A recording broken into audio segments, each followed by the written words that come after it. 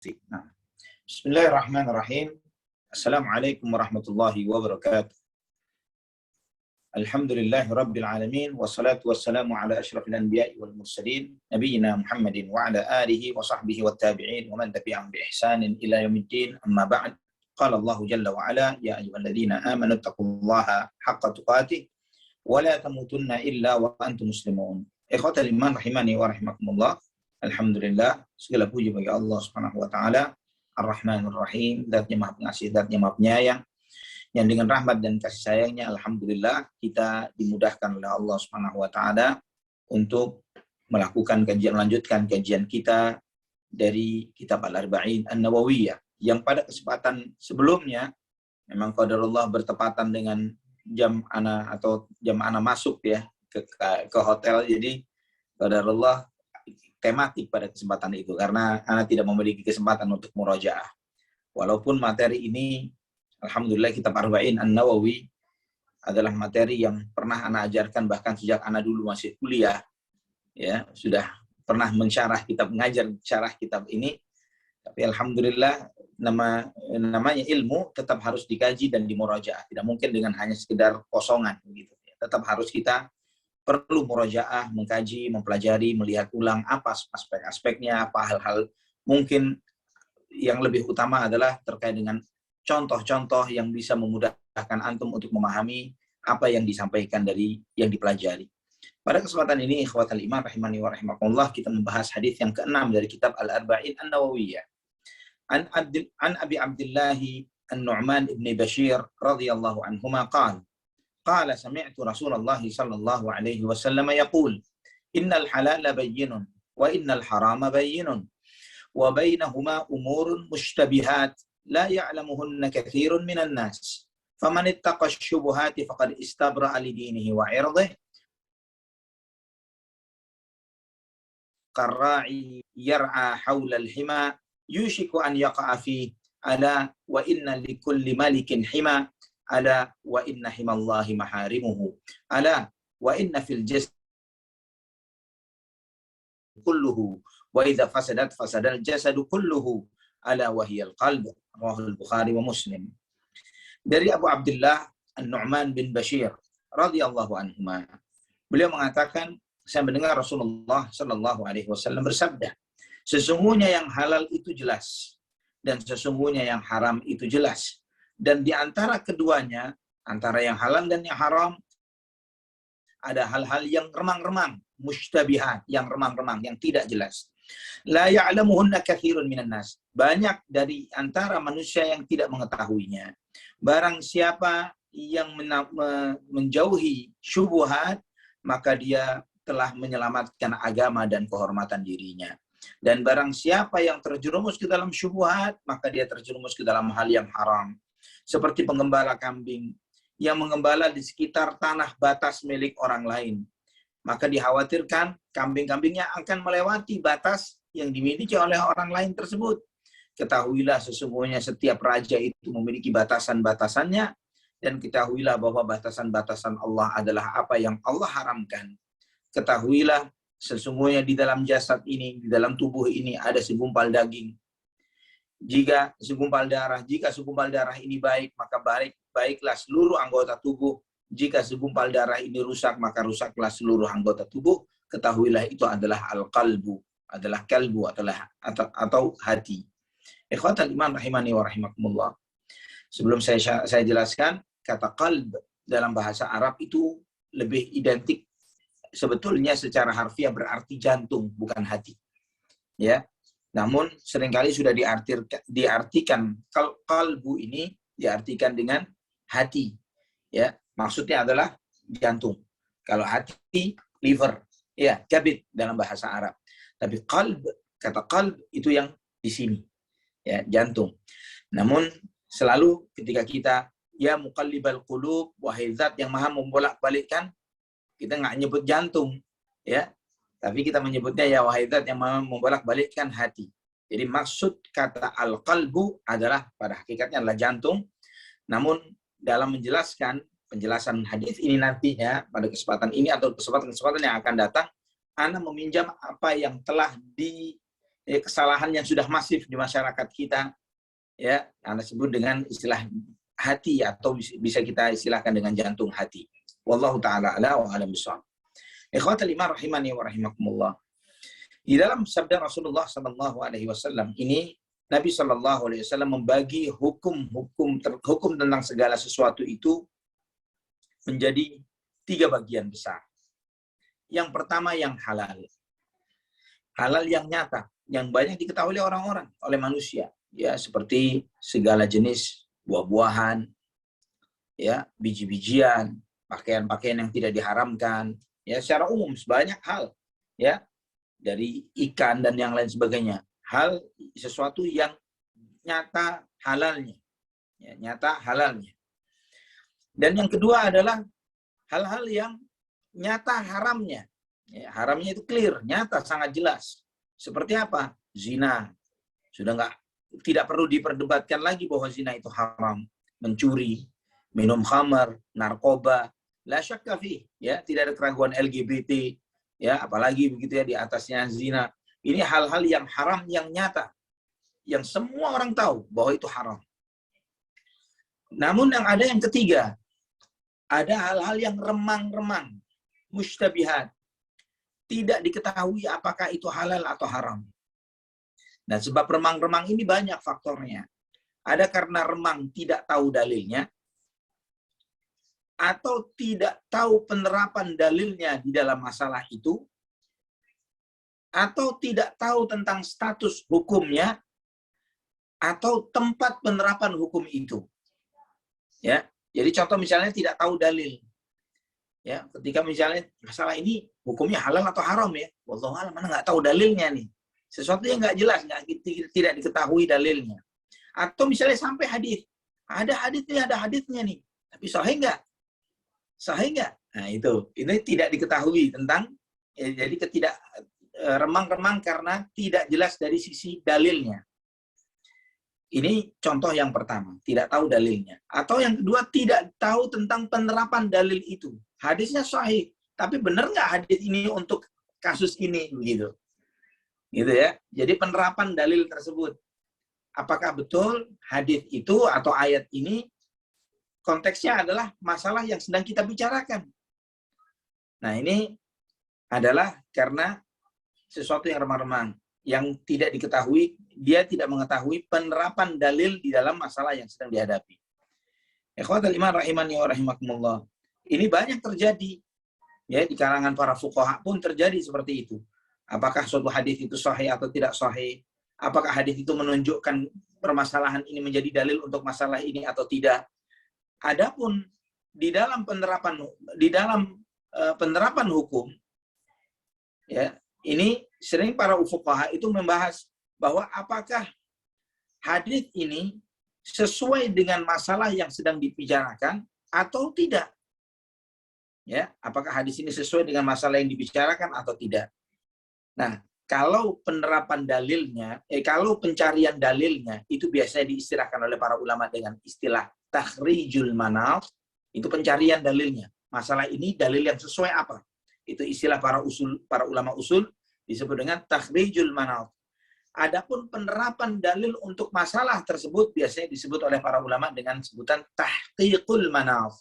Ya, yang pertama takhrijul manaf, yang kedua penerapan dalil itu untuk kasusnya, untuk masalahnya disebut dengan tahqiqul manaf. Nabi SAW menyampaikan di dalam hadis ini, la ya'lamuhunna katsirun minan nas. Yang banyak di antara manusia tidak mengetahuinya. Jadi banyak di antara manusia tidak mengetahuinya. Kata sabda Rasulullah SAW, katsirun minan nas, banyak di antara manusia, itu bukan berarti bahwa banyak yang tidak tahu. Karena sabda Rasulullah SAW, la ya'lamuhunna katsirun minan nas, banyak di antara manusia tidak mengetahuinya, katsirun min annas, ya, banyak di antara manusia. Menunjukkan bahwa banyak yang tidak tahu, banyak juga yang tahu.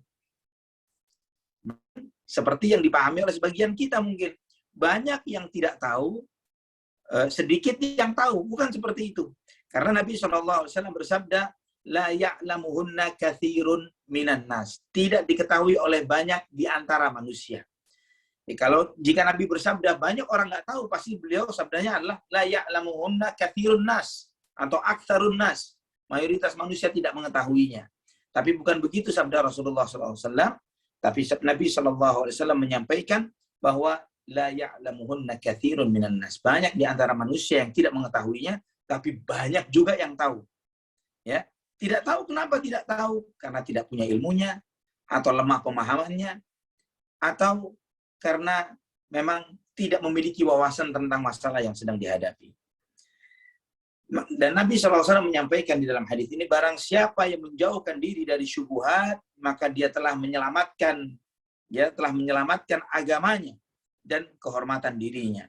Menyelamatkan agamanya adalah menyelamatkan konsekuensi antara dia dengan Allah Subhanahu wa taala. Menyelamatkan kehormatan dirinya adalah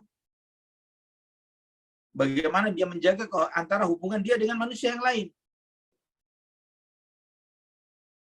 Karena ikhwatal iman rahimani wa rahimakumullah, misalnya kadang sebagian orang dia tidak, ketika dia tidak memahami kaidah ini, ya tidak memahami kaidah ini, bahwa barang siapa menyelamatkan dirinya, menjauhkan dirinya dari syubhat, maka dia telah menyelamatkan antara dia dengan Allah dan antara dia dengan sesama manusia, yang menyelamatkan agama dan harga dirinya, ya, menyelamatkan agamanya adalah antara dia dengan Allah. Menyelamatkan harga dirinya antara dia dengan sesama manusia. Contoh, misalnya, antum di tengah jalan tiba-tiba nemu sepeda yang dianggap tak bertuan. Lagi jalan pagi nih, ya, di satu tempat di taman besar gitu, ada sepeda. Masya Allah, apa sepeda yang mahal nih mereknya? Polygon. Iya, Polygon murah. Ada sepeda nangkring begitu ya di taman, ya, terus kemudian tak bertuan. Lihat kanan, kiri, depan, belakang. Ya, Brompton gitu ya, nemu Brompton. Ya, nemu Brompton tak bertuan. Di satu taman besar nggak ada orang, nggak ada security, nggak ada apa. Ya, sebagian kita mungkin berpikir, ya, nemu Brompton, sepeda lipat mahal, bisa dilipat, diangkut, naik Grab, berangkat pulang nih. Ini keuntungan yang luar biasa. Tapi sebagian yang lain ketika memahami kaidah ini, menjauhkan diri dari syubhat, maka dia telah menyelamatkan agama dan menyelamatkan kehormatan dan harga dirinya. Tenangan clear, ini dia punya dan tidak punya tidak ada masalah untuk dia. Karena ini sesuatu yang bisa jadi ada orang lain yang mungkin lupa atau dan sebagainya, atau mungkin ada yang mengawasi yang dia tidak sadar, ya, entah itu berupa CCTV atau drone atau apa yang dia tidak menyadarinya untuk tes uji. Namun ketika dia memahami hadis ini bagaimana mengamalkannya, dia selamat. Dia tidak perlu otak-atik, tidak perlu nyentuh, tidak perlu, bukan milik saya. Leave it, sudah tinggalin gitu. Ya, dengan itu dia selamat antara dia dengan Allah, dia selamat dengan sesama manusia. Ini sekedar contoh saja. Kan bisa jadi mungkin bertanya, ini halal haram nggak ya? Halal haram nggak ya? Bisa jadi begitu. Oh, ini barang dibuang nih, bisa jadi kan? Tapi kan ini syubhat, bagi sebagian orang syubhat. Ya, bagi sebagian orang adalah sesuatu yang syubhat. Dan Nabi SAW menyampaikan, barang siapa yang terjerumus ke dalam syubhat, maka dia terjerumus ke dalam yang haram. Ini menyebutkan kepada kita bahwa Nabi SAW menjelaskan, orang yang terjerumus dalam syubhat, dia terjerumus kepada yang haram. Bagaimana terjerumus kepada yang haram itu? Yang pertama adalah doyan dengan barang syubhat. Ya, kan syubhat belum tentu haram, begitu kan? Kan masih syubhat, masih remang-remang. Pokok menurut dia yang masih syubhat hajar, begitu ya. Nah, Nabi SAW mengingatkan ketika seseorang terjerumus kepada yang syubhat, maka dia pasti terjerumus kepada yang haram. Karena dia membiasakan diri, terbiasa untuk mengkonsumsi atau menggunakan atau memakai hal-hal yang sifatnya syubhat. Dan yang kedua, maksud dari sabda Rasulullah SAW, Nabi SAW menyampaikan bahwa syubhat ini adalah langkah menuju kepada yang haram. langkah menuju kepada yang haram. Nanti kita akan mengetahui makna yang mana dari dua penjelasan ini yang benar. Karena Nabi SAW memberikan perumpamaan ya di dalam hadis ini. Yang pertama, membiasakan syubhat akan terjerumus kepada yang haram. Yang kedua adalah syubhat itu adalah pintu masuk atau jembatan menuju kepada yang haram. Seperti penggembala, ya bisa jadi penggembala kambing atau sapi atau onta, ya dan yang lain sebagainya. Dia menggembalakan binatang ternaknya di tanah yang di sekitar tanah yang ada batas milik orang lain. Nah, ikhwatal iman rahimani wa rahimakumullah, Nabi SAW menyampaikan ketika kamu menggembalakan kambingmu atau binatang ternakmu di dekat tanah milik orang lain, maka tidak menutup kemungkinan binatang ternak itu akan masuk kepada tanah orang lain tersebut, memakan hijau-hijauan di sana. Karena yang namanya binatang ternak, dia cuma bisa melihat hijau, gitu kan? Dia tidak bisa melihat hijau ini sayur halal atau sayur haram. Milik siapa nggak tahu dia, ya karena mereka tidak berakal. Sama seperti sebagian manusia yang memperturutkan syahwat dan hawa nafsunya, dia telah membinatangkan dirinya. Ketika dia keluar dari masjid, dia tidak bisa bedain sandal dia sama sandal orang lain. Pakai saja dia misalnya. Ketika dia melihat lawan jenisnya, dia tidak bisa membedakan mana yang halal miliknya dan mana yang bukan. Seperti kambing, sapi, dan yang lainnya melihat lawan jenisnya. Semuanya bagus. Ya. Ini kenapa Allah SWT menyebutkan para pelaku maksiat memperturutkan syahwat dan hawa nafsunya itu seperti binatang ternak, bahkan lebih sesat dari itu.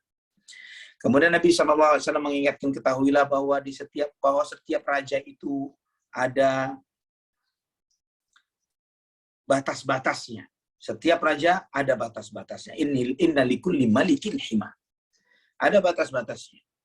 Nabi SAW di dalam hal ini tidak menjelaskan tentang apakah batas-batas ya ketika seseorang memploting suatu tanah dan diklaim sebagai miliknya. Ya, ini Nabi SAW tidak membahas akan hal itu. Apakah hal itu halal atau haram. Tapi Nabi SAW menyampaikan tentang realita bahwa setiap raja, setiap pembesar, setiap penguasa memiliki batas-batas teritori yang dia tentukan untuk dirinya. Dia plot, dia klaim batas milik saya di sini. Setiap pemimpin perusahaan pemimpin negara melakukan hal itu. Bagaimana dia menentukan batas-batas itu? Apakah dengan cara yang halal atau dengan cara yang haram? Ini tidak dibahas oleh Rasulullah SAW. Tapi Nabi SAW menyampaikan tentang sesuatu realita yang terjadi. Ya, karena ada orang-orang yang dengan semau-maunya mengklaim teritori untuk dirinya sendiri dengan cara yang tidak halal, tidak dengan membeli, tidak dengan cara hibah, tidak dengan cara yang lain. Maka klaim terhadap lahan, teritori, dan yang lain sebagainya tanpa ketentuan yang syar'i, maka itu adalah sesuatu yang haram. Namun ada juga misalnya memberikan batas untuk lahan yang diniatkan untuk sedekah misalnya. Jadi lahan yang diniatkan untuk ini lahan rerumputan untuk binatang ternak atau untuk kambing atau untuk kuda yang dimanfaatkan untuk kemaslahatan kaum muslimin. Misalnya, yang seperti ini dihalalkan. Yang ini adalah dihalalkan. Ikhwatul iman rahimani wa rahimakumullah. Kemudian Nabi SAW mengingatkan, ketahuilah batas-batasnya Allah itu adalah apa yang Allah haramkan. Jadi apa yang Allah haramkan itu adalah himallah, batas-batasnya. Maka jangan sampai kita mendekatinya. Karena ketika seseorang mendekati batas itu, cenderung dia akan masuk. Ya, ingat peringatan Nabi SAW. Dan kemudian Nabi SAW mengingatkan, ketahuilah bahwa di dalam jasad ini ada segumpal darah. Ini penegasan dari Nabi SAW. Segumpal darah. Jika segumpal darah ini baik, maka baiklah seluruh anggota tubuh. Jika segumpal darah ini rusak, rusaklah seluruh anggota tubuh. Ketahuilah itu adalah hati, kata Nabi SAW. Nah, ini Nabi SAW menyebutkan tentang baiknya hati, baiknya anggota tubuh. Rusaknya hati, rusaknya anggota tubuh. Maka sebagian ulama memberikan perumpamaan hati bagi anggota tubuh ini seperti raja. Rajanya anggota tubuh. Ketika dia baik, maka baiklah rakyatnya, dan ketika dia rusak, maka rusaklah rakyatnya. Namun hal ini tidak 100% benar. Ya, tidak 100% benar. Karena seringkali kadang pemimpin ngomongnya A, rakyatnya B. Ya, kadang pemimpinnya diam di rumah, rakyatnya pada jalan keluar rumah, gitu misalnya. Nah, ini sering terjadi yang seperti itu. Nah, sedangkan anggota tubuh dengan hati tidak seperti itu. Anggota tubuh dengan hati ini sami'na wa ata'na, taat dengan mutlak. Apa perintah hati, maka dia akan taat.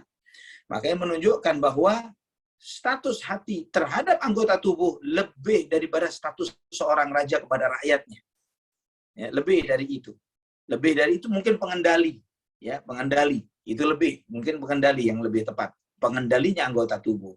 Karena kalau mobil, selama pengendalinya masih benar, kita belokin kanan, semua ikut ke kanan. Ya, kita belokin kiri, berkiri. Kita stop, berhenti. Pengendali dari seluruh anggota tubuh adalah hati. Ikhwatal iman rahimani wa rahimakumullah. Hadis ini luar biasa. Hadis yang sangat dahsyat, yang sangat agung, dan para ulama membahasnya bahkan dalam berjilid-jilid kitab di antara penjelasan para ulama akan hal ini. Namun kita mengambil beberapa faedah dari apa yang bisa kita pahami dari sabda Rasulullah SAW ini. Yang pertama, bahwa segala hal itu terbagi menjadi 3 hal besar. Halal yang nyata, haram yang nyata, dan remang-remang. Mustabah, ya, mutasyabihat. Nah, semua punya status hukumnya masing-masing. Halal yang nyata, sesuatu yang halal, orang yang mengkonsumsi atau melakukan sesuatu yang sifatnya halal tidak boleh dicela. Ya, tidak boleh dicela. Misalnya dia makan nasi misalnya. Kenapa dicela dia makan nasi? Nggak perlu dicela. Ya, nah ini sesuatu yang halal tidak boleh dicela. Haram yang nyata malah sebaliknya, pelakunya harus dicela. Orang yang minum khamar, makan babi, zina, dan yang lain sebagainya. Ini sebaliknya malah, kalau pelaku yang halal itu tidak boleh dicela, malah sebaliknya pelaku yang haram layaknya untuk dicela. Nah, masalah yang ketiga adalah yang syubhat. Nah, syubhat inilah status khilaf, perbedaan pendapat. Banyak orang yang mau, ini Ustaz ngomong halal, Ustaz ini ngomong haram, dan sebagainya. Ada lagi yang diam, nggak ngomong halal, nggak ngomong haram. Nah, bagaimana? Ada lagi yang kalau halal dalam kondisi begini, haram dalam kondisi begitu, misalnya. Contoh yang mutasyabihat. Ya, contoh mutasyabihat. Ngerokok, misalnya. Ngerokok mutasyabihat, halal atau haram? Ya, contoh adalah ngerokok, misalnya. Rokok ini, pertama kali waktu muncul, viral, ya pertama kali viral, yang nggak tahu di zaman kapan, ini sesuatu yang mutasyabihat di mata banyak orang. Ya, karena di masa itu teknologi kedokteran tidak seperti di masa sesudahnya. Mereka tidak mengekspos dan mengeksplorasi tentang apa madarat dan bahaya rokok. Maka para fuqaha awal, para ulama-ulama fikih pertama, mereka hanya melihat madaratnya rokok ini identik dengan makan bawang putih. Baunya. Maka hukumnya apa? Haram atau makruh? Dahulu yang biasa kita kenal makruh. Ya, dulunya disuarakan makruh rokok itu. Kenapa makruh? Karena identik dengan bawang putih, bau. Tidak diketahui madarat di balik bau ini tadi, belum ketahuan. Namun kemudian berkembang ilmu kedokteran. Ditunjukkan bahwa ini mengandung zat ini, nikotin dan tar dan sebagainya, dijelaskan tentang madaratnya. Sampai semua kotak rokok pun dahulu menyebutkan bahwa merokok bisa menyebabkan gagal jantung, ginjal, hipotensi, ya, dan macam-macam. Dan bahkan yang sekarang merokok membunuhmu, ya, ekstrim luar biasa begitu kan? Pakai gambar lagi, ya karena pemerintah dunia ini, mereka ini, ya beginilah nasibnya pemerintahan yang bersifat demokrasi, ya mereka ini setengah hati membuat aturan, tahu bahwa ini madarat, tapi juga pengen untungnya dari cukainya, dari pajaknya, begitu kan? Jadi caranya ya tarik ulur. Nah, dengan cara tarik ulur seperti ini, maka ini yang terjadi. Ketika pemerintah, misalnya Dinas Kesehatan, WHO, dan lain sebagainya melihat, ternyata masyarakat dunia ini banyak yang buta huruf. Kenapa buta huruf? Rokok itu sudah ditulisi, merokok membunuhmu. Ditulisi bahwa mengkonsumsinya bisa menyebabkan gagal ginjal, gagal jantung, ginjal, impotensi, dan lain sebagainya. Tetap saja dibeli. Dibuat gambar tenggorokan lobang, paru-paru hancur, dan lain sebagainya. Gitu ya. Karena banyak orang yang buta huruf. Ternyata sekarang bukan buta huruf saja, buta huruf dan buta warna. Ya, sehingga tidak dapat ini semuanya informasi itu. Tetap saja terjual. Mau dinaikin cukainya berapa persen, tetap mereka lakukan itu. Walaupun ada wawancara ditanya ownernya pabrik rokok, pemilik pabrik rokok ditanya, kamu ngerokok enggak? Enggak, saya tahu rokok itu membahayakan kesehatan. Saya masih mau menikmati hidup lebih lama. Biarin orang lain yang ngerokok, saya menikmati untungnya.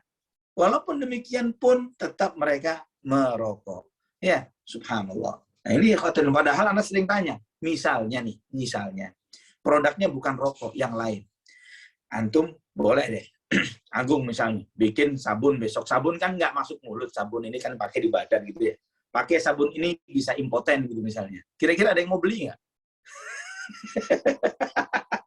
Ya kan? Ya, kan begitu. Padahal cuman dipakai di badan, nggak masuk mulut, begitu kan. Ini kalau pakai sabun ini, bisa impoten kamu. Waduh, orang ngeri. Maunya malah sebaliknya, malah dapat sebaliknya, gitu kan. Tapi untuk urusan rokok, 180 derajat. Nah, kenapa seseorang itu bisa terkena syubhat? Kenapa kenapa jadi syubhat bagi seseorang? Syubhat itu bisa jadi faktor sebabnya adalah pertama adalah kurangnya ilmu. Ya, karena kurangnya ilmu. Karena orang yang punya ilmu, dia banyak mengetahui hal-hal yang tidak diketahui oleh orang yang lain. Orang yang berilmu. Dan semakin akhir zaman, syubhat ini semakin luas karena ketidaktahuan. Sehingga sekarang pun, dalam permasalahan tauhid sekalipun ada syubhat. Sampai ada di sebagian umat Islam yang masih bimbang dan bingung dalam menentukan mana tauhid, mana syirik. Ya kan?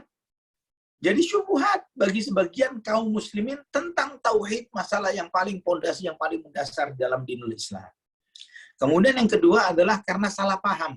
Yang pertama kurang ilmu, yang kedua adalah kurang paham, ya, lemah di dalam pemahaman. Bisa jadi dia hafal Quran, hafal hadis, tapi pemahaman dia terhadap Quran dan hadis nggak nyampe ke sana. Ya, kalau diingatkan loh, dalilnya ada loh di situ. Oh iya, hafal hadis itu, gitu kan.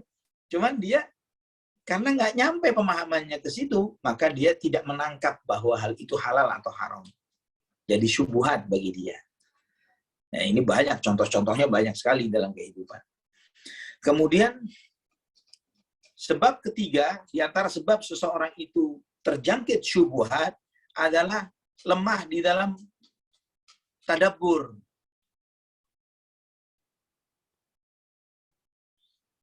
Ya, dia punya ilmunya tapi tidak mengkajinya.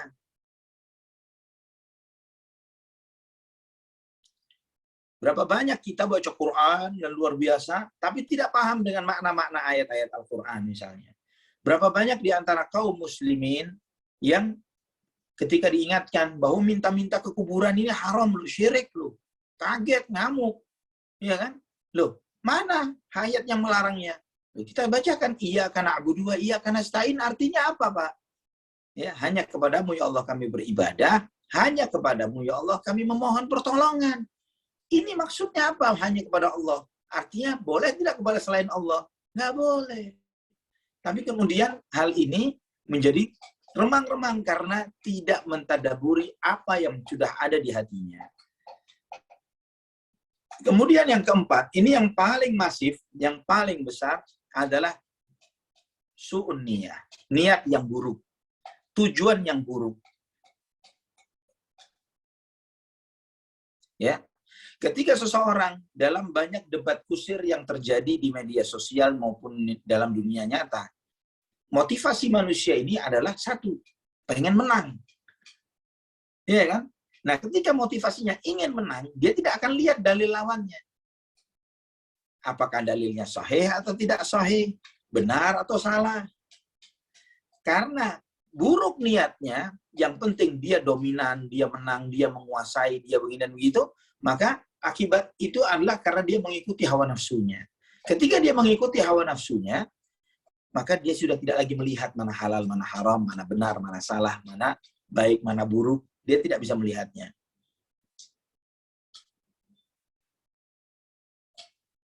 Dan ikhwatal iman, terjerumus dalam syubhat ini tidak akan menjangkiti seluruh umat manusia. Ya, tidak akan menjangkiti seluruh umat manusia. Karena Nabi SAW telah menyampaikan di dalam hadis ini, la ya'lamuhunna katsirun minan nas. Banyak di antara manusia yang tidak mengetahuinya. Artinya, banyak yang tidak mengetahui, banyak yang mengetahui. Ya, karena apa? Kenapa banyak yang tidak mengetahui dan banyak yang mengetahui? Karena jika banyak yang tidak mengetahui, banyak yang tidak mengetahui dan sedikit yang mengetahui, akan menyebabkan Al-Quran ini sesuatu yang tidak mudah untuk dipahami. Jika sedikit yang paham. Tapi ternyata tidak. Banyak yang paham. Banyak yang ngerti. Karena memang Al-Quran ini hudan, hidayah, petunjuk, hudan lil muttaqin. Petunjuk bagi orang yang bertakwa. Dan tidak mungkin petunjuk itu sesuatu yang susah untuk diakses dan dipahami. Ikhwatul iman rahimani wa rahimakumullah. Di antara faedah dari hadis ini adalah bagaimana Nabi Shallallahu Alaihi Wasallam menjelaskan adanya permasalahan syubhat. Adanya permasalahan syubhat. Tujuannya apa? Tujuannya memotivasi kita untuk belajar dan menuntut ilmu. Supaya ketahuan siapa yang benar belajar dan menuntut ilmunya, siapa yang asal-asalan. Ya.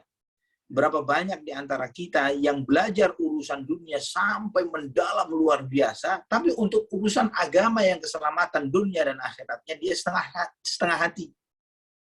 Allahul musta'an.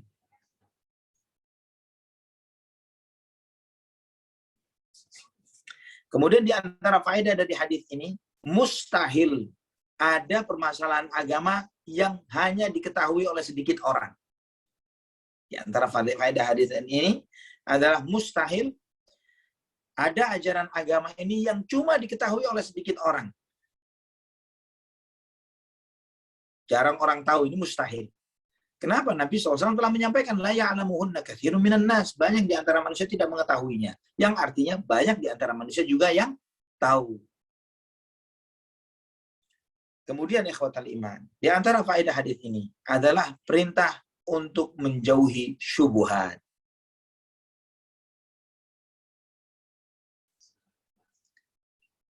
Ya, perintah untuk menjauhi syubhat. Nah, untuk menjauhi syubhat pun ada ketentuannya. Bagaimana ketentuannya? Jika sesuatu itu jelas bahwa itu syubhat, jauhi.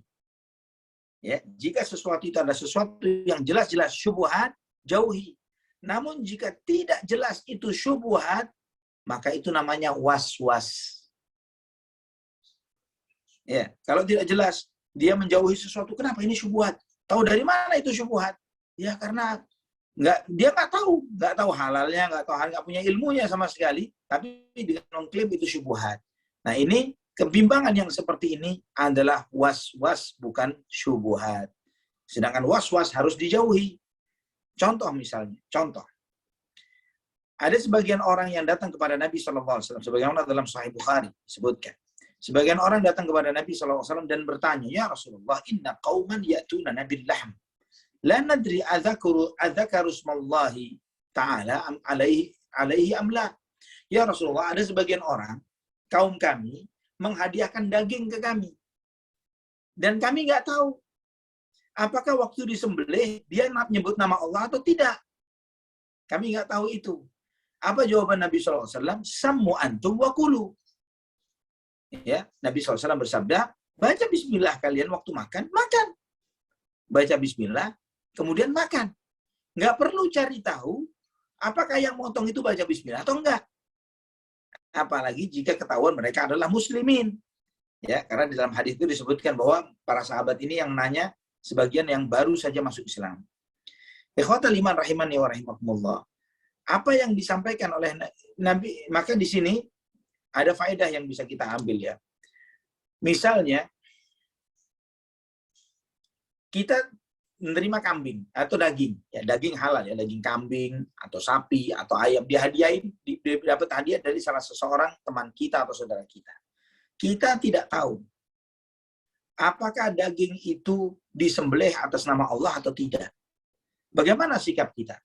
Apakah kita hati-hati atau ya, kita menganggap itu sebagai sesuatu yang syubhat atau sesuatu yang halal?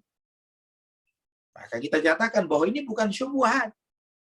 Ya, karena tidak ada faktor yang menyebabkan kita harus mewaspadai apakah daging itu dipotong dengan cara yang halal atau tidak. Itulah kenapa Nabi bersabda, "Samu antum wa kulu." Kalian waktu mau makan baca bismillah dan makan. Ya, seakan-akan Nabi SAW mengingatkan. Ya, seakan-akan Nabi SAW menegur mereka. Bukan urusan kalian untuk mengetahui apa yang dikerjain oleh orang lain. Ya, orang lain itu nyembelihnya pakai bismillah atau enggak, bukan urusan kalian.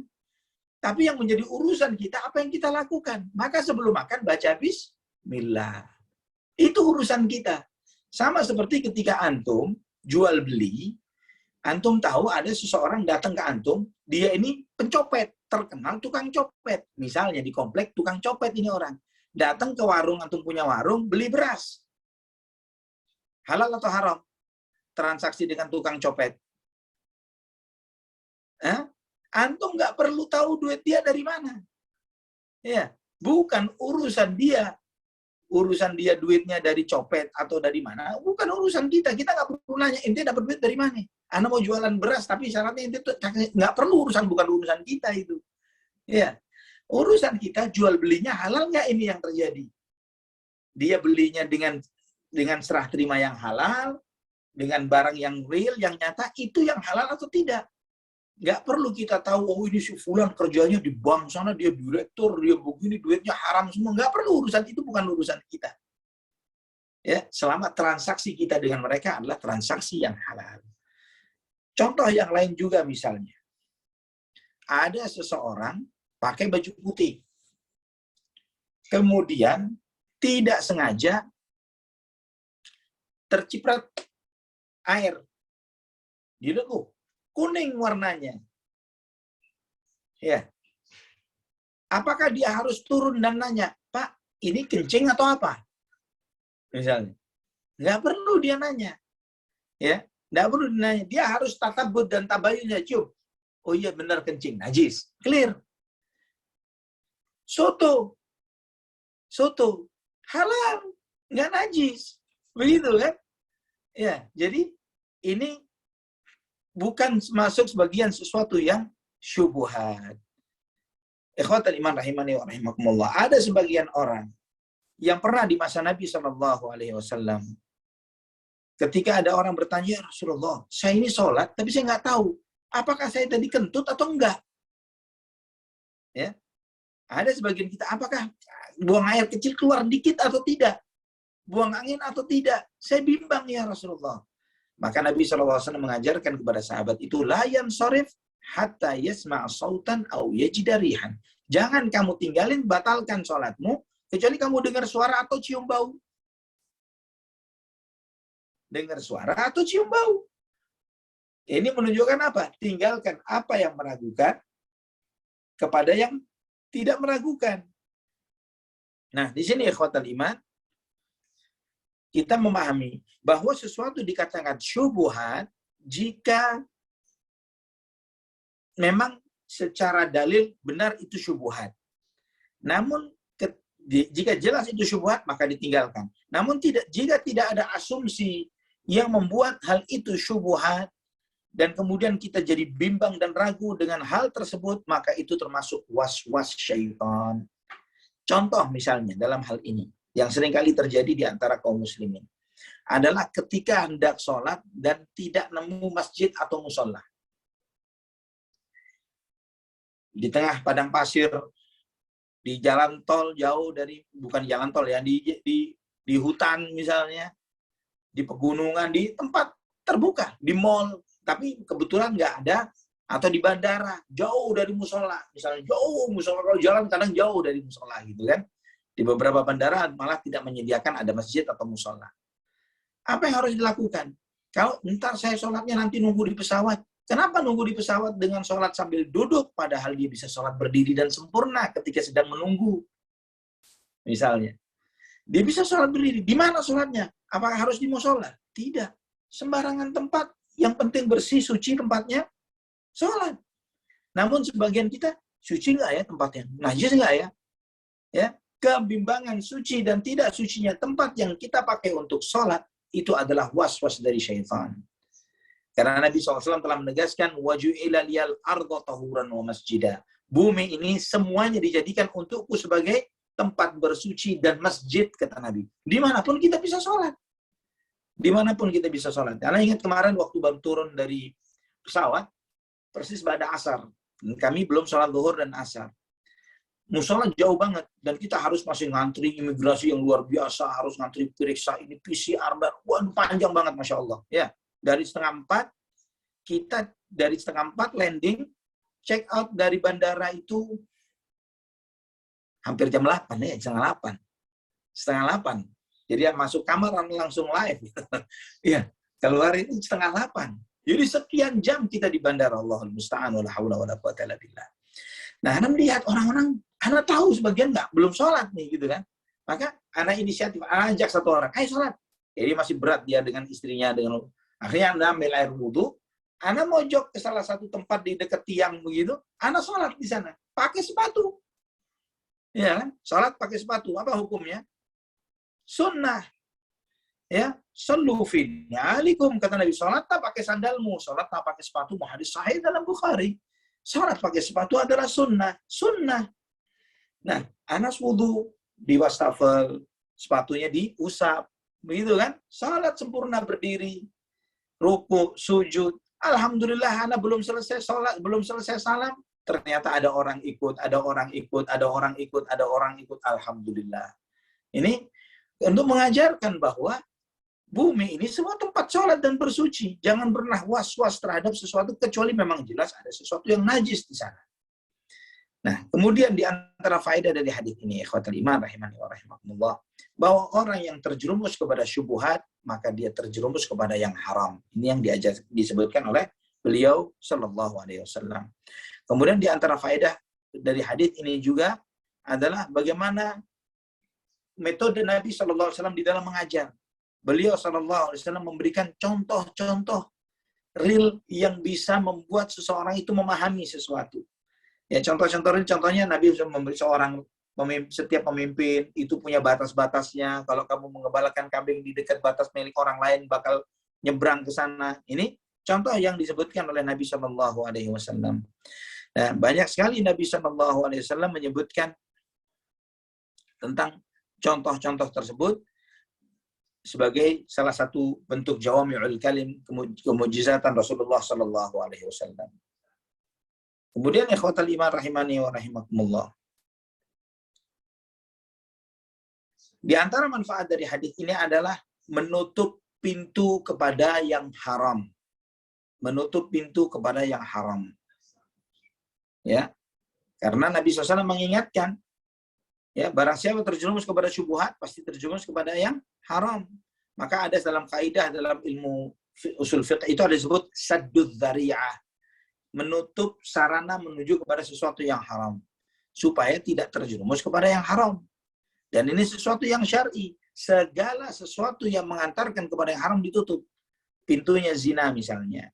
Apa pintunya zina? Allah mengingatkan, wala taqrabuz zina. Jangan kamu mendekati zina. Apa pintunya? Melihat kepada yang haram. Dari awalnya saja di stop, tutup.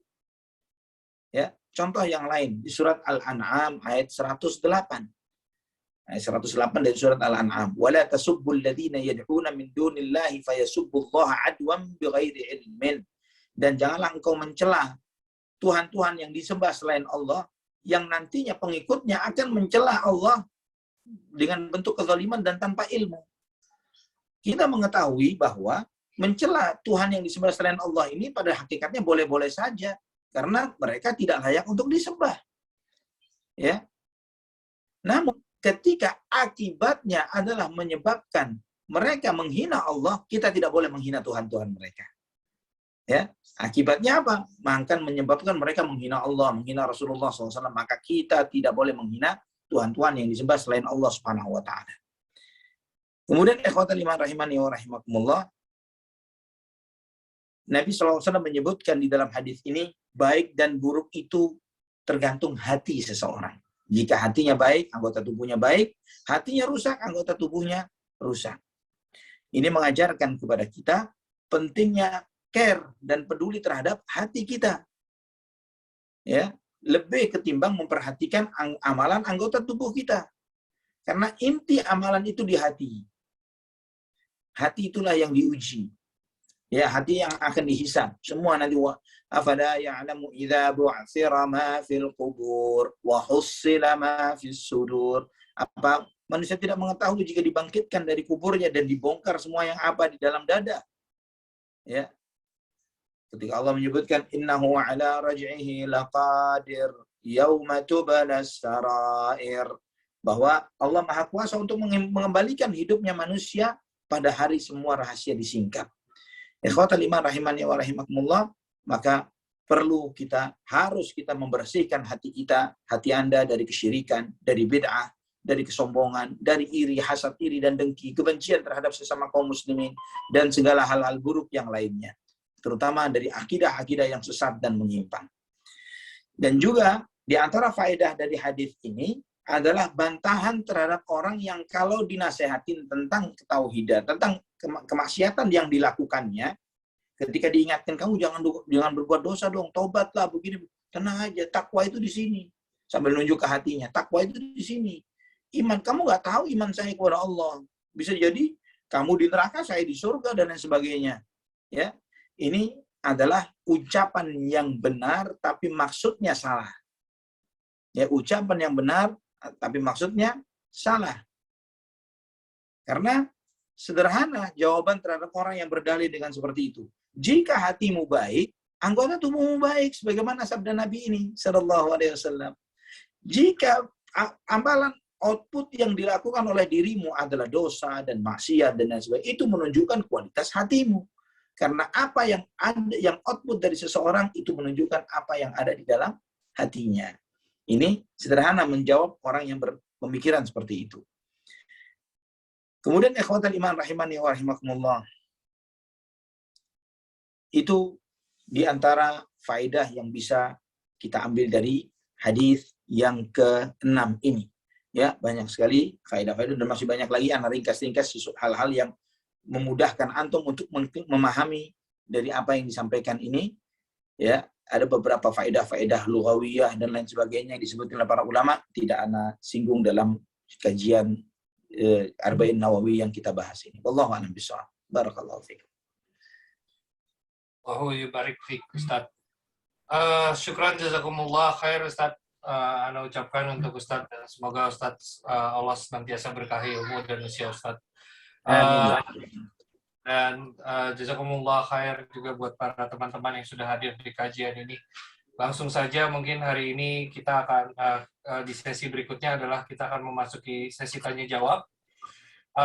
Buat teman-teman yang ingin bertanya boleh raise hand atau via back channel baik di Clubhouse Ana ataupun ke Denny. Ataupun buat teman-teman yang di Zoom yang ingin bertanya, boleh juga raise hand ataupun menuliskan pertanyaannya di kolom chat. Dan untuk hari ini mungkin kita berikan kesempatan kepada 3 penanya. Bagaimana Ustaz? Ustaz boleh. Ada waktu? Masya boleh. Allah. Oke, kita mulai. Ini pertanyaan pertama sebenarnya sudah ada. Kebetulan beliau juga cukup rutin hadir di kajian kita. Afwan. Oke. Ini Pak Saleh. Tafadhol Pak Saleh, silakan bertanya langsung kepada Ustadz. Ya, alhamdulillah, syukron. Afwan. Ana sebelum Pak Saleh nanya, Ana boleh nanya ke Pak Saleh ini. Masya Allah, beliau aktif terus nanya. Ini beliau di mana tinggalnya? Ya, tafadhol Ustadz. Ya, apa yang perlu ditanya sama Ana ini? Antum dari mana? Tinggal di mana, akhi? Di Bengkulu, Ustadz. Barakallahu fiik. Tinggal di Bengkulu? Ya, tinggal di Bengkulu. Barakallahu fiik. Dari Jakarta. Keluarga Jakarta. Rumah juga di Jakarta. Masya Allah. Masya Allah. Insyaallah, tabarakallah.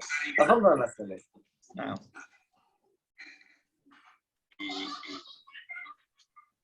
Tafadhol Pak Saleh, silakan Pak Saleh. Silakan ya. Assalamualaikum warahmatullahi wabarakatuh, Ustaz. Waalaikumsalam warahmatullahi wabarakatuh.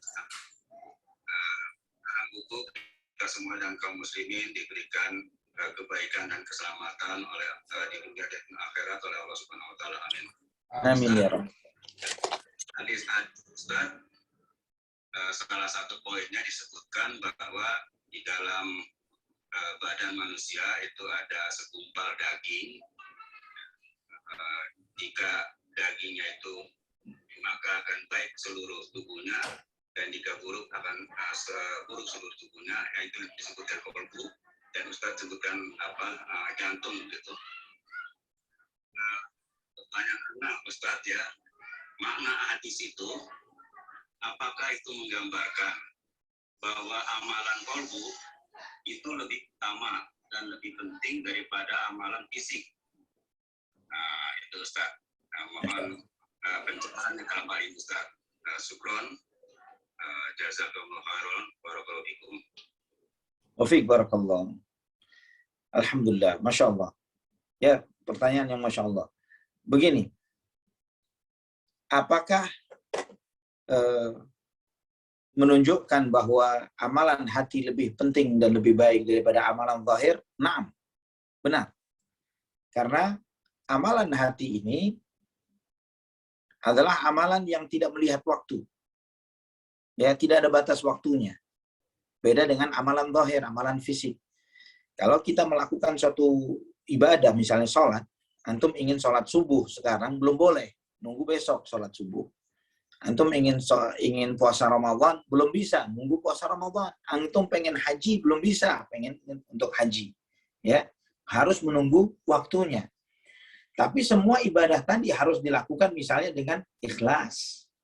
Harus dilakukan dengan penuh khauf dan raja, takut dan berharap kepada Allah Subhanahu wa taala. Nah, ikhlas, khauf dan raja, ikhlas, takut dan berharap kepada Allah ini amalan yang harus dilakukan dalam hati seseorang setiap saat dia menjalani hidupnya. Apakah sebelum beramal, ataukah ketika sedang beramal, ataupun sesudah beramal. Tetap dia harus melakukan amalan-amalan hati tersebut. Kapan kita harus sabar? Anytime, setiap saat dan waktu kita harus sabar. Kapan kita harus tawakal? Juga demikian, setiap saat dan waktu. Terus demikian terkait dengan amalan-amalan hati. Beda dengan amalan anggota tubuh. Dan seringkali juga kita ini kurang perhatian terhadap amalan hati ini, sehingga kita menjaga diri dari mengkonsumsi makanan yang haram, tidak minum minuman yang haram, tapi kita tidak menjaga hati kita dari memiliki sifat-sifat yang haram atau perilaku-perilaku hati yang haram. Iri dan dengki, berburuk sangka, kemudian sombong, ya, dan yang lain sebagainya. Ini semuanya adalah penyakit-penyakit hati yang merusak. Yang itu haram yang luar biasa, bahkan bisa menyebabkan seseorang tertutup hatinya dari hidayah. Jika ada beberapa dari penyakit hati tersebut. Namun, kita nggak mau makan babi. Tapi sombong, doyan. Ini tuh, wal'iyadzubillah. Padahal ada sombong setitik dan sebesar semut saja di dalam hati, tidak masuk surga. Itu ancamannya berat. Allahul musta'an.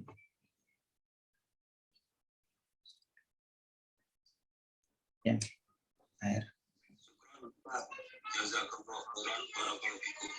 Wa fiikum barakallah. Masya Allah. Ya, berikutnya langsung aja ini Ustadz udah ada Ukti Siska. Tafadhol Ukti Siska, jangan lupa untuk mendoakan pengarang kitab dan Ustadz, dan mohon tidak melembutkan suaranya. Tafadhol. Bismillah. Assalamualaikum Ustaz. Waalaikumsalam warahmatullahi wabarakatuh. Ustaz, saya ingin bertanya, saya kan ada semacam ini ya, lagi kegiatan dengan partai-partai Ustaz. Sedangkan yang ingin saya tanyakan itu Ustaz, saya ada yang informasikan ke saya kalau mengikuti suatu partai itu jatuhnya syubhat, Ustaz. Ini mohon penjelasannya gitu. Kemudian sikap Ahlus Sunnah sendiri dengan partai itu bagaimana ya Ustaz? Mohon maaf. Mohon penjelasannya itu aja. Terima kasih. Jazakallahu khairan. Jadi Ibu terlibat di salah satu partai begitu? Ustaz, saya ditawari gitu seperti itu, tapi saya punya informasi kita termasuk syubhat untuk ikut partai itu. Barakallahu fiik. Nah. Begini, wallahu a'lam bishawab. Begini. Kita umat Islam di dalam berjalani kehidupan ini kita tidak berambisi untuk mencari kekuasaan. Tidak mencari kekuasaan. Dan surga itu disediakan oleh Allah Subhanahu wa taala bagi mereka-mereka yang tidak mencari kekuasaan di muka bumi.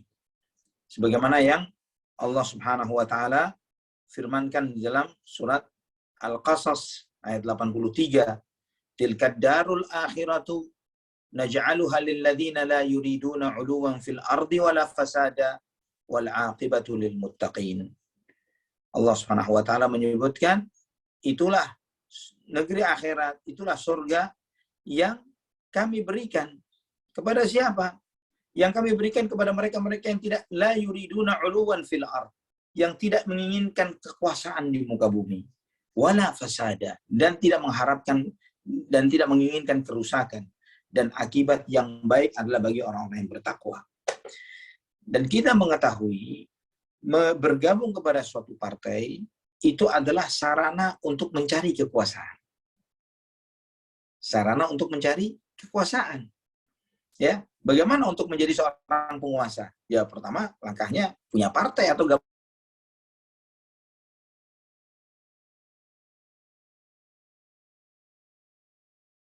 Ila man talabaha au harisun 'alaiha. Kami tidak akan memberikan kekuasaan kepada yang memintanya atau yang berambisi terhadapnya. Nah, sedangkan dan juga tambahan lagi bahwa kekuasaan ini adalah fitnah syubuhat terbesar di hati manusia. Mengalahkan apapun, mengalahkan harta, mengalahkan lawan jenis, mengalahkan popularitas, mengalahkan ini dan itu.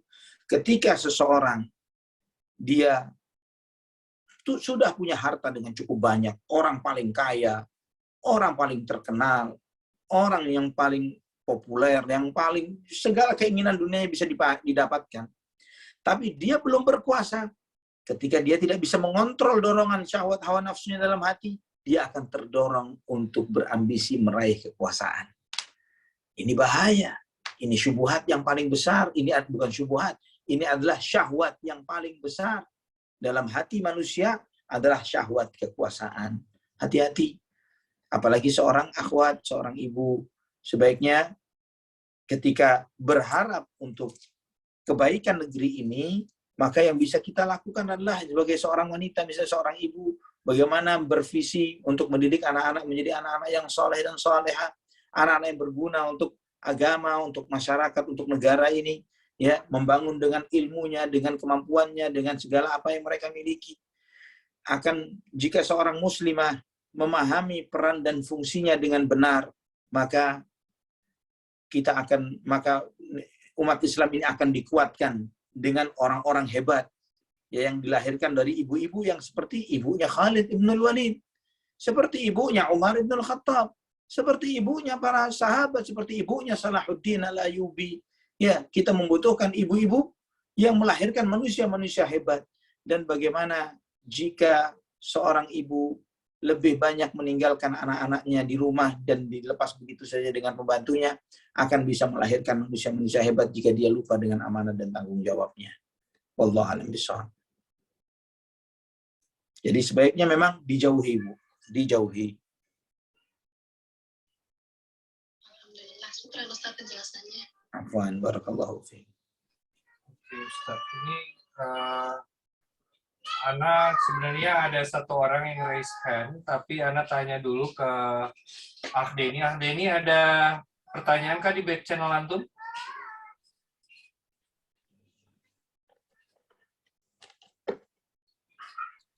Oke. Ini Ana ada pertanyaan via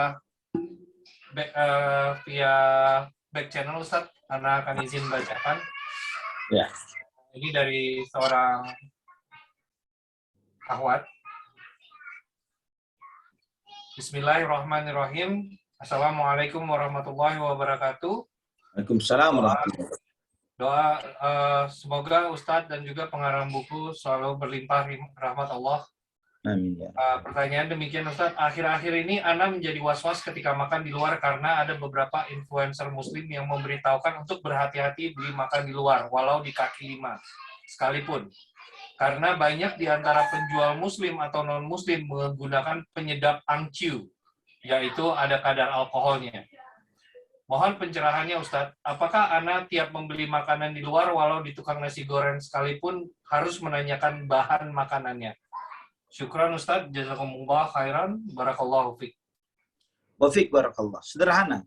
Kalau yang disubuhatkan adalah angciunya, tanya. Jangan tanya bahannya semua, tanya angciunya doang.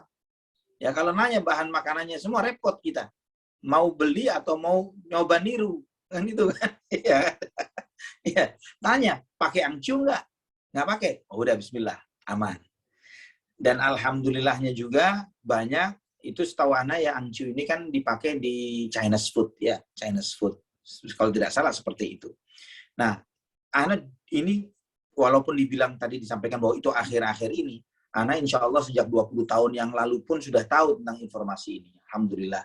Ya, sebelum Ana hijrah pun ke Jakarta, Ana ketika diajak ke tempat makan teman yang walaupun kaki lima, apalagi bahkan ya, yang Chinese food, Ana samperin tukang masaknya itu. Kan banyak botolnya. Ana tanya sederhana, Pak, angciu yang mana? Gitu aja Ana nanyanya. Iya kan? Ana nggak nanya ini apa, ini apa, ini apa, ini apa. Repot itu. Pak, angciu yang mana angciu? Ketika enggak, kami nggak pakai, Pak. Oh, sudah clear. Gitu kan? Ketika dia nunjuk yang ini nih angciu, ya udah Pak, kami nggak jadi makan di sini kan gitu, nggak usah pusing-pusing. Ya, nggak usah nanya bahannya secara detail, nanti repot, nanti dia bakal curiga, apa ibu mau buka warung di sebelah, ya kan? Barakallahu fiik. Masya Allah, barakallahu fiik. Ustaz, ini Ana izin nyelip dikit nih Ustaz. Ini menarik Ustaz pembahasan tadi kalau soal angciu kan, kalau di masyarakat kita itu ada satu ada sedikit mitos lah ya gitu, kayak oh yang ini katanya pakai pesugihan, oh ya warung ini pakai pesugihan, terus warung ini rame itu karena pakai pesugihan tertentu gitu. Nah kan itu kan sesuatu yang kita kan nggak bisa melihat ya Ustadz, kita nggak bisa melihat dan itu cenderung menjadi gosip gitu ya, antara kebenaran atau faktanya kita nggak tahu gitu. Nah, mohon nasihatnya Ustadz, kalau misalnya kita menghadapi berita-berita seperti itu tuh sebaiknya kita bagaimana Ustadz? Apalagi kalau tempat itu nggak menjual makanan haram gitu Ustadz. Ya. Pertama, sebagai seorang Muslim, bahwa kita menyikapi Muslim sesama Muslim itu adalah dengan berbaik sangka satu dengan yang lain. Ya, hukum dasarnya itu tabri'atul lidzimmah. Hukum dasar seseorang itu adalah tidak bersalah kecuali ketahuan bersalah. Jangan dibalik. Hukum dasarnya manusia itu bersalah kecuali ketahuan tidak bersalah. Jangan. Hukum dasarnya orang manusia umat Islam secara menyeluruh ini, kita nilai mereka bersalah atau tidak bersalah? Tidak bersalah. Itu hukum dasarnya. Ya. Al-muslim akhul muslim la yaslimu walidin al-muslim 'alal muslim haramun damuhu wa maluhu wa 'irduhu. Bahwa muslim dengan muslim yang lain itu haram. Darahnya, hartanya, kehormatan dirinya. Ini menunjukkan kita harus saling memuliakan satu sama muslim satu dengan yang lainnya. Nah, dengan demikian maka ketika antum masuk ke warteg misalnya, nggak perlu ngecek apakah di pancinya ada celana dalam atau enggak misalnya gitu. Ya, nggak perlu ngecek seperti itu. Kita husnudzon saja dengan sesama muslim ketika makan di sana dan di sini selama yang dijual adalah halal adalah seperti itu. Namun jika antum mau berperan sebagai seorang dai, seorang ustadz, mungkin bisa sampaikan mungkin dengan membuat selebaran atau stiker. Bu, saya mau tempel nih stiker di sini ya. Stiker haramnya pakai jimat, misalnya begitu ya. Bahwa keberkahan itu, bahwa cantumkan ayat misalnya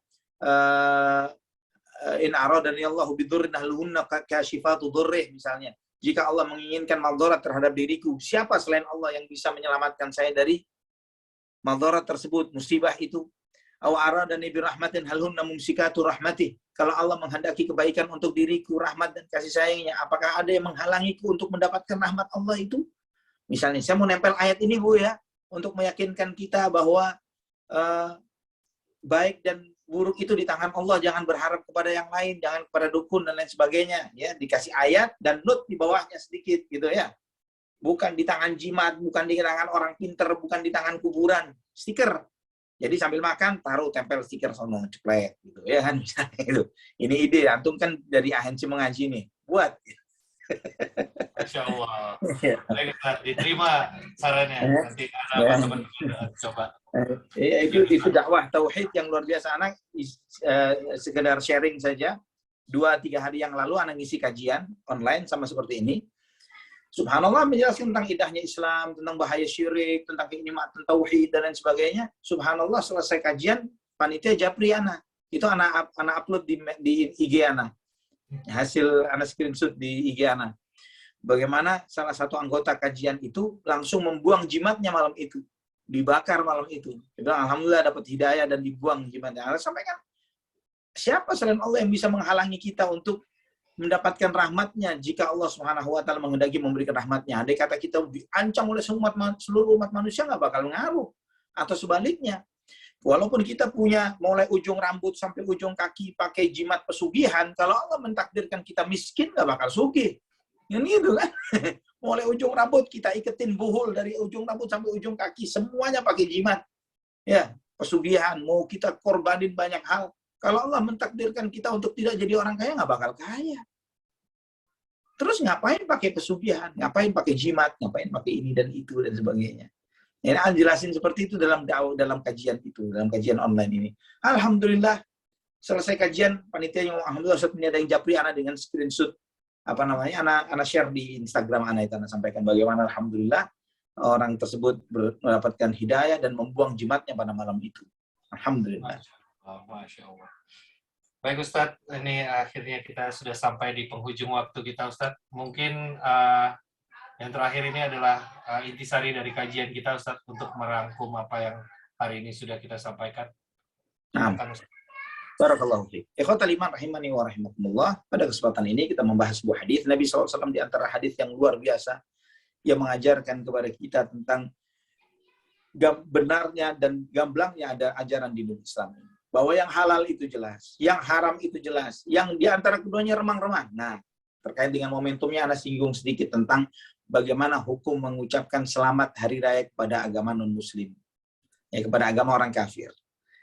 Ya, karena ada isu halal haram di dalam hal ini. Ada yang mengatakan halal, ada yang mengatakan haram. Ya, bagaimana kita menyikapi? Apakah ini termasuk halal atau haram atau syubhat? Ya. Ada yang sampai mengatakan, mana dalil haramnya di dalam Al-Quran, ya, yang mengatakan haramnya mengucapkan selamat kepada agama, sampai dia taruh duit. Ada duit 5 juta nih, kalau bisa menunjukkan. Ini subhanallah. Itulah tadi. Ya, syubhat itu berlaku bagi mereka yang diantaranya orang yang buruk niatnya, yang bodoh dan jahil, dan sebagaimana tadi yang telah kita bahas. Sama seperti kita tanya. Pertanyaan sederhana. Apa sih hukumnya memberi selamat kepada orang yang baru selesai bunuh orang? Habis bunuh, selamat ya, alhamdulillah, semoga diterima membunuhnya. Iya, selamat ya, hasil perzinahan Anda semoga sukses nanti melahirkan anak-anak soleh dan solehah dari zina yang Anda lakukan misalnya. Apakah boleh memberi selamat kepada orang yang berzina? Memberi selamat kepada orang yang membunuh?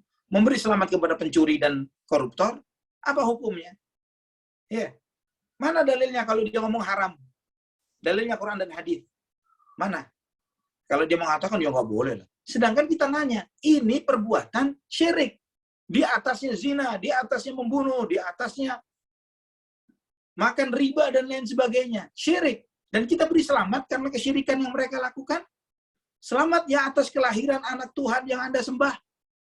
Tuhan beranak. Ya Allah, di mana akalnya? Di mana akalnya? Ya, kemudian ada lagi sampai isunya mengatakan menyuarakan bubarkan MUI kalau tidak meralat fatwanya. Ini ya Allah, walaupun jubahnya pakai sorban segede kemah, nggak ngaruh terhadap ilmunya. Ya, walaupun sorbannya sebesar kemah yang bisa ditempati 4 orang, tapi ketika dia memiliki hati yang buruk, tidak akan bernilai apapun ilmu. Kalau dia dianggap orang berilmu, tidak akan ada nilai ilmunya. Jadi ikhwatal iman, yang halal itu jelas, yang haram itu jelas. Di antara keduanya yang remang-remang, kalau masih bimbang dan ragu, Nabi telah memberikan kuncinya. Barang siapa yang menjauhkan diri dari yang syubhat, dia telah menyelamatkan agama dan menyelamatkan harga dirinya dan kehormatannya. Artinya dia selamat di hadapan Allah, selamat di hadapan manusia. Barang siapa yang terjerumus kepada yang syubhat, dia terjerumus kepada yang haram. Jelas sabda Nabi SAW. Andai kata bagi mereka itu setidaknya adalah sesuatu yang sifatnya syubhat, maka sikap yang diambil adalah jauhi, hindari, bukan malah melakukannya. Wallahu ta'ala a'lam wa a'lam bishawab. Mungkin sampai di sini. Insyaallah kajian berikutnya kita membahas tentang hadis yang ke-7. Ad-dinu an-nasihah. Agama adalah nasihat. Wallahu ta'ala a'lam wa a'lam bishawab. Masya Allah. Syukron, jazakumullah khair Ustaz atas segala ilmunya, dan semoga kita diberikan kemudahan dan juga keluangan waktu untuk bisa bertemu di kajian berikutnya. Saya ucapkan syukron, jazakumullah khair juga buat teman-teman yang sudah bertanya, karena dari pertanyaan teman-teman kita lebih mendapatkan pendalaman dari apa yang kita pelajari di hari-hari ini. Amin. Itu saja, kita akhiri kajian ini dengan bersama-sama mengucapkan doa kafaratul majelis. Subhanakallahumma wa bihamdika, la ilaha illa anta, astaghfiruka wa atubu ilaik. Assalamualaikum warahmatullahi wabarakatuh.